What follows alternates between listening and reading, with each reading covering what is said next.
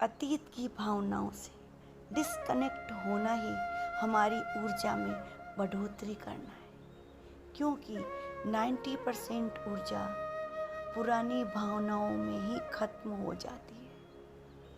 अतीत की घटनाओं से बाहर आना हमारी मानसिक और शारीरिक दोनों स्वास्थ्य के लिए जरूरी है। दोस्तों, जहाँ पर भी हमारा ध्यान अटकता है, उसी जगह पर हमारी पूरी ऊर्जा का संचार हो जाता है। जहाँ हम फोकस करते हैं, वहीं पर सारी ऊर्जा इकट्ठा हो जाती है।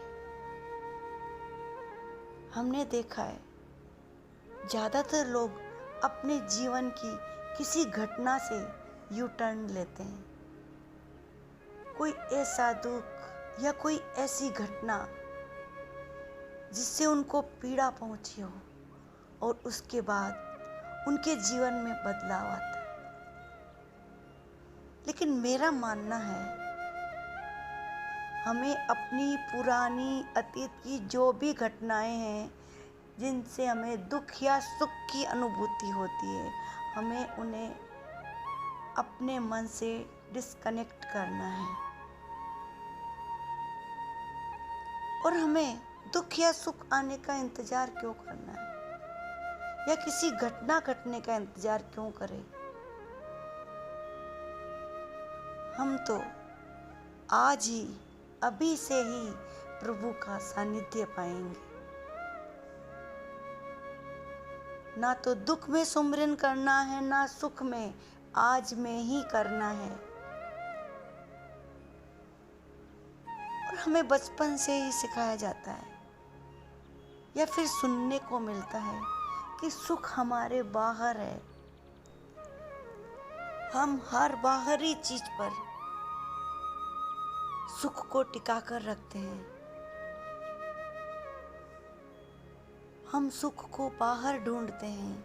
और आपने और हमने सब ने देखा है कि हम सुख वहाँ ढूंढते हैं जहाँ हमारे बच्चे हैं, हमारी भौतिक उन्नति है, भौतिक चीज़ें हैं।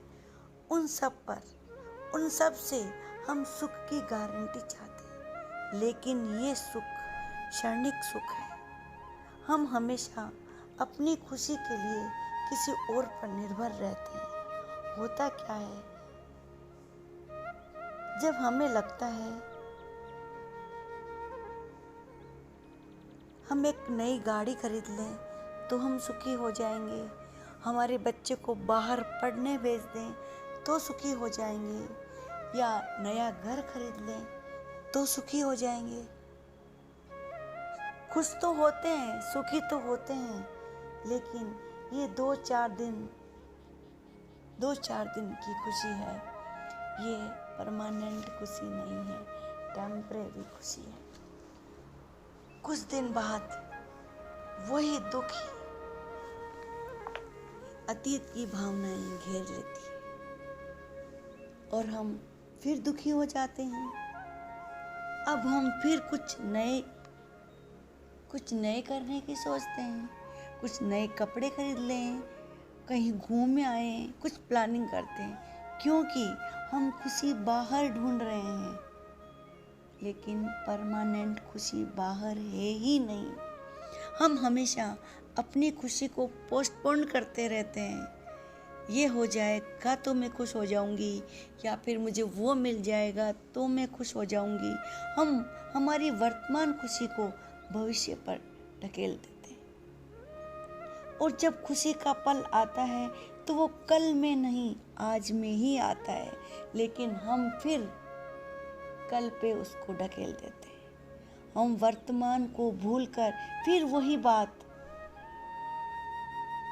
कि आज तो ये हो गया, लेकिन कल वो हो जाएगा, तब मैं खुश होंगी। आज बच्चा 10th में अच्छे मार्क्स से उत्तीर्ण हो गया है, लेकिन अब अगर 12th में भी इसके अच्छे मार्क्स आ जाएंगे तो मैं खुश हो जाऊंगी।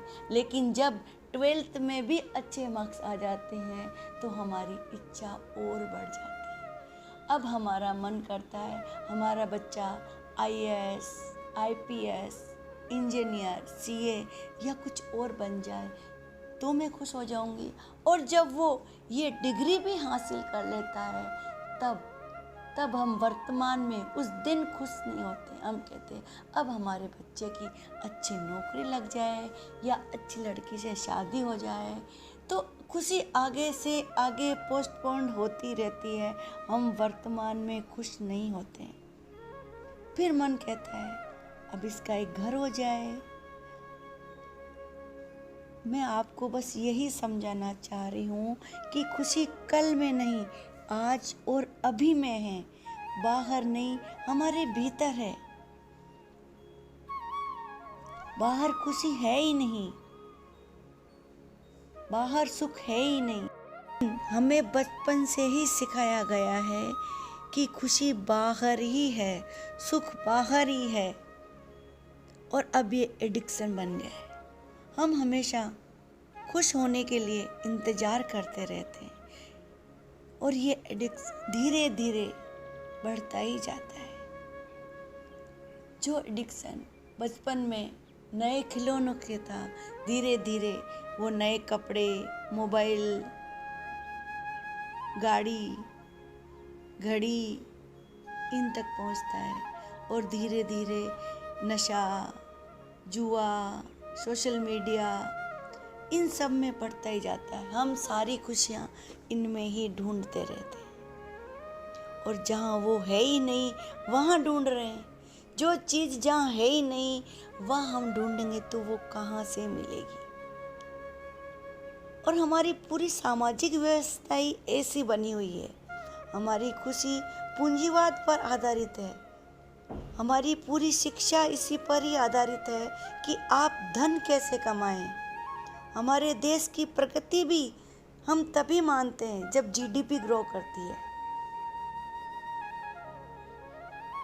हमारे आइडियल भी वही है जिन्होंने कम समय में अधिक पैसा कमाया है।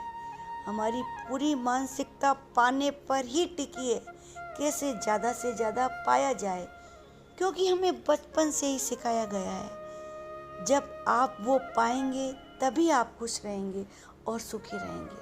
और ये इतिहास भी गवाह है, पहले भी ऐसा ही होता था और धर्म में भी यही सिखाया जाता है कि आप इतना मंत्र करेंगे या इतना व्रत करेंगे या इतनी यात्राएं करेंगे तो आपको भगवान मिलेंगे, आपको स्वर्ग मिलेगा, आपको मोक्ष मिलेगा। तो चाहे वो धर्म हो या फिर भौतिकता हो, सभी हमें यही सिखाते हैं कि सुख और खुशियां बाहर है। लेकिन मेरा आप सभी से यही कहना है, ये कर्मकांड, तीर्थ यात्राएं अच्छी बात है, लेकिन इसके साथ साथ अपने बुद्धत्व को भी निखारो। बाहर की यात्राओं के साथ साथ अपने अंतर्मन की यात्रा को भी करो। भगवान को पाने के लिए केवल भगवान के दर्शन करने से बात नहीं बनेगी, उनके गुणों को अपनाना होगा और परमात्मा के गुणों का अपने अंदर प्रकट्य करने के लिए हमें ध्यान का सहारा तो लेना ही होगा, क्योंकि ध्यान के द्वारा ही हमारे अंदर दिव्य गुणों का संचार होता है। मेरे भाई बहनों, बाहर कहीं भी सुख नहीं है। आप कितना भी पैसा कमा लो, कितना भी धन संपत्ति कमा लो, लेकिन वो धन संपत्ति आपको क्षणिक सुख दे सकती है, लेकिन जो आत्मिक सुख है, जो आनंद है, जो परम आनंद है, वो हमारे भीतर ही है।